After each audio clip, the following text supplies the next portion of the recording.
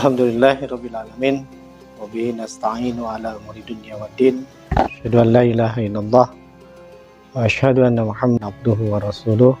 Amma ba'du. Hadirin para pendengar Jakatel TV yang Allah berkahi. Takwa dalam Al-Quran berbagai macam definisi. Ketika kita akan melihat makna takwa, maka kita melihat kepada Syekhul Kalam, kepada bentuk informasi yang Allah berikan pada kita. Kalau kita melihat takwa di dalam Al-Baqarah ayat 177, Allah menerangkan tentang takwa dengan akhlak ini seolah-olah tidak bisa dipisahkan. Karena takwa itu merupakan sebuah keyakinan yang menimbulkan rasa takut kepada Allah Subhanahu wa taala. Bahkan Allah mengatakan, a'udzubillahi minasyaitonirrajim, laisal birra an tuwallu wujuhakum qibalal masyriqi wal maghrib. Laisal birra, bukanlah kebaikan itu, antu wujuhakum kibalal masyriqi wal maghrib, ketika engkau menghadapkan wajah ke arah barat dan ke arah timur.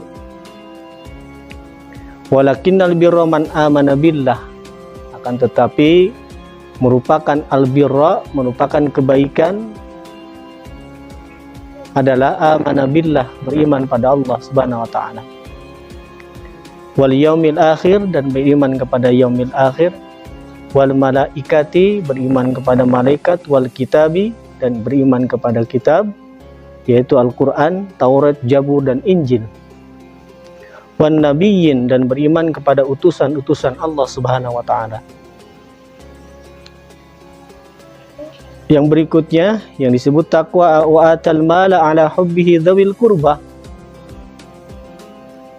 mengeluarkan harta yang dicintainya kepada zawil kurba, kepada kerabat dekat, wal yatama, kepada orang miskin, kepada orang yatim, wal masakin, kepada orang miskin, wa ibnas sabil, kepada ibnu sabil, wasailina fir riqab, dan memberikan sesuatu pada yang meminta-minta dan membebaskan hamba sahaya. Lalu wa aqamas shalah, mendirikan salat, wa ataz zakat, mendirikan zakat. Di sini diulang. Yang pertama, wa atal mala ala hubbihi dzawil qurbah, mengeluarkan harta yang dicintainya kepada dzawil qurba, kepada kerabat terdekat. Tapi Allah mengulang di dalam bab 3, yaitu wa ataz zakah, dan mengeluarkan zakat. Ini dua hal yang berbeda antara atal mala dengan wa ataz zakah. Bab berikutnya, wal mufuna bi ahdihim idza ahadu, menunaikan janji ketika dia berjanji. Wasabbirina fil ba'sa, lalu dia bersabar dalam keadaan sempit. Wadarra wa hinal ba's, bersabar dalam keadaan lapang dan sempit. Jadi kesabaran itu bukan hanya dalam keadaan sempit. Di dalam keadaan lapang pun Allah berikan segalanya. Itu mesti ada kesabaran yang ditumbuhkan pada dirinya. Ulaikal ladzina shadaqu, maka mereka itulah orang-orang yang shadaqu, yang membenarkan apa yang Allah berikan, yang membenarkan apa yang Allah turunkan, yang membenarkan apa yang Allah tetapkan. Baru Allah mengatakan wa ulaika humul muttaqun, mereka itulah adalah orang-orang muttaqun, orang-orang yang bertakwa. Jadi takwa di sini menjabarkan sangat panjang oleh Allah Subhanahu wa taala. Yang pertama, Allah menggunakan kalimat al-barra. Barra yabiru adalah kebaikan yang seluas lautan, yang tidak bisa diukur oleh mata dan tidak bisa diukur logika. Bukan menghadapkan wajah ke arah timur dan barat.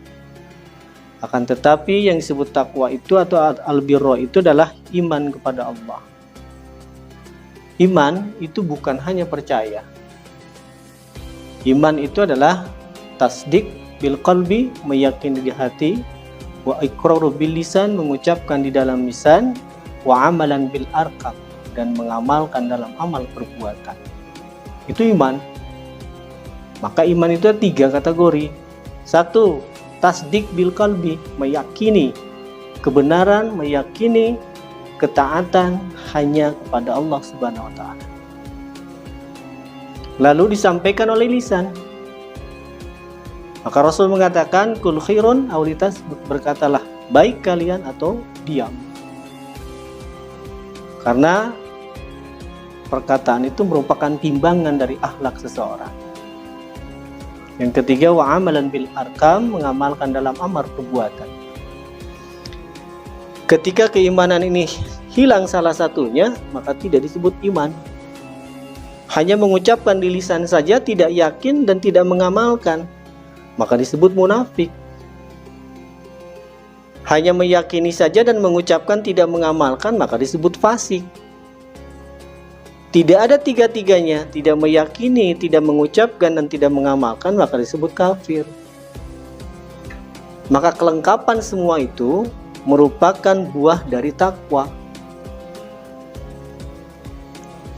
Karena keyakinan apa yang Allah berikan, mereka meyakini itu hanya sebuah titipan, baik harta, ilmu, anak, atau apapun. Maka dia meyakini bahwa apa yang Allah titipkan pada dirinya, maka mesti ditunaikan hak-hak Allah. Hak Allah dalam harta, hak Allah dalam ilmu, hak Allah dalam mengatur segalanya. Begitu pula posisi malaikat. Iman yang berikutnya adalah meyakini malaikat sebagai petugas Allah. Tapi jangan pernah meyakini bahwa Allah membutuhkan malaikat. Karena tanpa malaikat pun Allah bisa. Karena tidak sedikit nanti orang meminta kepada malaikat. Bahkan meyakini sesuatu terhadap malaikat di luar ketentuan yang Allah tentukan. Begitupun wal yaumil akhir, beriman kepada yaumil akhir. Titik akhir kehidupan manusia adalah yaumil akhir. Maka di dalam Al-Quran dikatakan dunia darul amal, dunia itu tempat beramal. Wal akhirah darul jaza, dan akhirat tempat menerima balasan dari amal. Maka ketika seseorang beriman kepada Allah dan beriman pada yaumil akhir, maka dia akan berhati-hati di dalam menjalankan kehidupan. Karena kehidupan ini bukan hanya dunia saja, tapi menuju akhirat yang akan menerima sesuatu yang kita lakukan di dunia. Karena gerbang kehidupan yang abadi itu adalah dunia. Nanti hasil dari dunia, maka kita akan menerima balasannya. Ketika seorang penjahat lepas dari dunia, dia merasa bahagia karena tidak mendapatkan nizam, tidak mendapatkan hukuman. Tapi di akhirat dia akan mengetahui kebenaran itu. Lalu wal kitab, beriman kepada Alkitab, yaitu Taurat, Zabur, Injil, dan Al-Quran sebagai pelengkap dari kitab-kitab yang lainnya. Maka sering Allah mengatakan dzalikal kitabula la raiba fi hudalil muttaqin. Itulah Al-Quran yang tidak ada keraguan di dalamnya, merupakan petunjuk bagi orang-orang yang muttaqin. Lalu wa'atal mala ala hubbi dzawil qurbah, mengeluarkan harta yang dicintainya. Sebelumnya Allah menetapkan wan nabiyyin, beriman kepada utusannya, beriman kepada rasul-rasulnya. Karena Allah menurunkan utusan untuk menjadi mubayyanul bil kitabihi, memberikan penjelasan tentang ayat-ayat yang Allah turunkan. Maka ketika kita beriman kepada Quran tanpa beriman kepada Nabi, ini mustahil adanya. Kenapa? Karena salah satu tugas Nabi itu adalah wa yu'allimuhumul kitab wal hikmah, mengajarkan Al-Quran. Lalu ketika kita diberikan amanah harta, maka ditunaikan atal mala ala hubhi dzawil qurba, mengeluarkan harta yang dicintainya. Jadi bentuk sedekah dan infak. Kepada siapa? Zawil qurba, kepada kerabat dekat.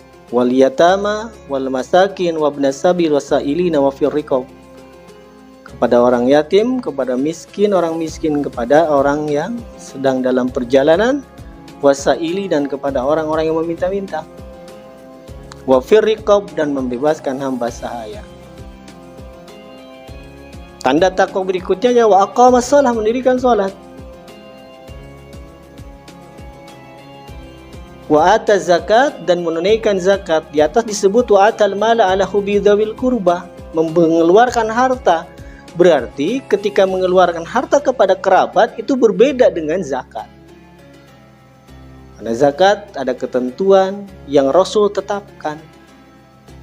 Ada batas kepemilikan, ada batas waktu pemilikan, dan ada batas nominal kepemilikan. Maka disebut zakat. Wal mufuna bi ahdihim idza ahadu, ketika dia berjanji maka menunaikan janji. Karena salah satu sifat nifak, sifat orang munafik adalah dia tidak menunaikan janjinya. Wasabirina fil ba'sai wad-dharra, maka orang bertakwa itu dia akan bersabar dalam keadaan lapang dan dalam keadaan sempit. Kenapa? Karena kesempitan dan kelapangan itu merupakan ujian bagi seseorang yang dia sudah mengatakan dirinya bertakwa. Ketika orang duduk di universitas, belum tentu semuanya bisa diisuda, bisa mendapatkan ijazah. Kenapa? Karena mesti daftar, mesti melakukan memenuhi administrasi. Nah, begitupun tidak semua manusia akan Allah uji. Siapa yang Allah uji? Tadi yang dia memiliki ketakwaan sekecil apapun. Yang berikutnya, ulaikal ladzina sadaqu, maka yang disebut dari A sampai Z tadi merupakan orang-orang yang sadaku, tasdik, yang membenarkan. Karena ad-dinu tasdiku, din itu adalah kebenaran, membenarkan tanpa ada sesuatu yang dia inginkan dari pembenaran dalam dinnya. Yang terakhir Allah mengatakan ulaika humul muttaqun, maka mereka termasuk orang-orang yang takwa. Jadi sangat panjang nanti akhlak Rasulullah SAW menerangkan tentang takwa itu dari A sampai Z. Bahkan nanti Rasul membagi takwa itu menjadi beberapa bagian. Itulah yang disebut takwa. Mudah-mudahan kita termasuk orang takwa. Salah satunya untuk meraih ketakwaan itu meyakini apa yang Allah berikan kepada kita merupakan hal yang terbaik untuk diri kita. Aku qouli hadza, astagfirullah li wa lakum. Assalamualaikum warahmatullahi wabarakatuh.